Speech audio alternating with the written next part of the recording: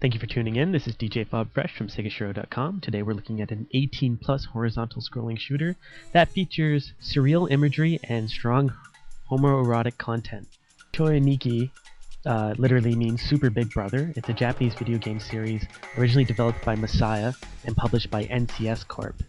The first title debuted in 1992 on the PC Engine, and there's been sequels and spin-offs on Super Nintendo, WonderSwan, PlayStation, Sega Saturn, obviously, and PlayStation 2. If you're a hardcore gamer, you might remember that EGM ran a feature with this title as one of the games, where they stated that America was spared from this homoerotic title.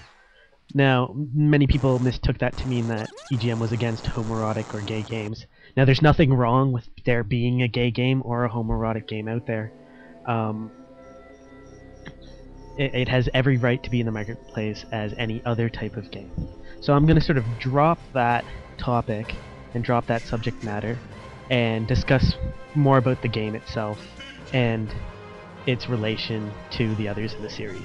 Now, it might actually be more interesting to think about whether or not this game actually treats its homoerotic and or homosexual ideas fairly or represents them in a fair light, rather than just being blown away by the fact that it has that kind of content. I think that's a deeper argument and one that's more interesting. Most of this title's appeal lies in its kitsch value and its sheer campiness. This is a B-rated game, and that's actually the intention right from the start, right from development. There's actually a type of game in Japan where the whole focus is on campiness and literally a shitty quality, and this game does do that in humorous fashion. Now, the game plays as a horizontal scrolling shooter, much like Gradius or Darius. It was released both for PlayStation and Sega Saturn in the same year. This title features digital photography instead of hand-drawn anime style, which all the other titles utilize. So this is a little bit of a weird one in the series itself. The subtitle to this game actually loosely translates to The Ultimate Most Strongest Man in the Milky Way, or The Ultimate Invisible Most Galactically Powerful Man. I like to call it Raining Men, because pretty much that's all you're shooting throughout the entire game.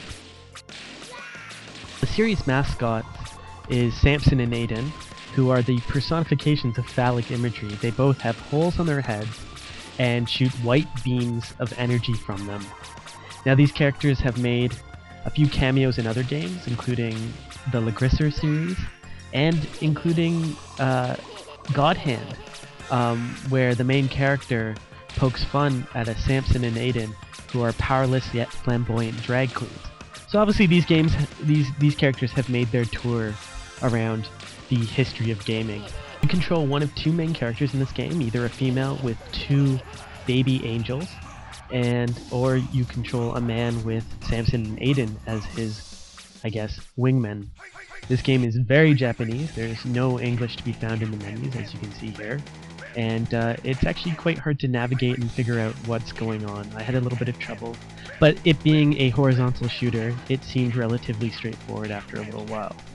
Now, this title in particular is often derided for having the worst play mechanics in the entire series.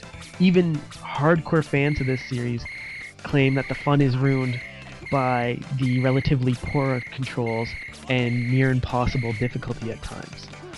Part of that has to do with the system in place. You have to collect power-ups to get weapons that at all do damage and to get the super gun. So essentially, as you play through the mission, you can't use your bombs until you get to the boss, because the bosses are very, very difficult, as in this case right here with the smoking asses.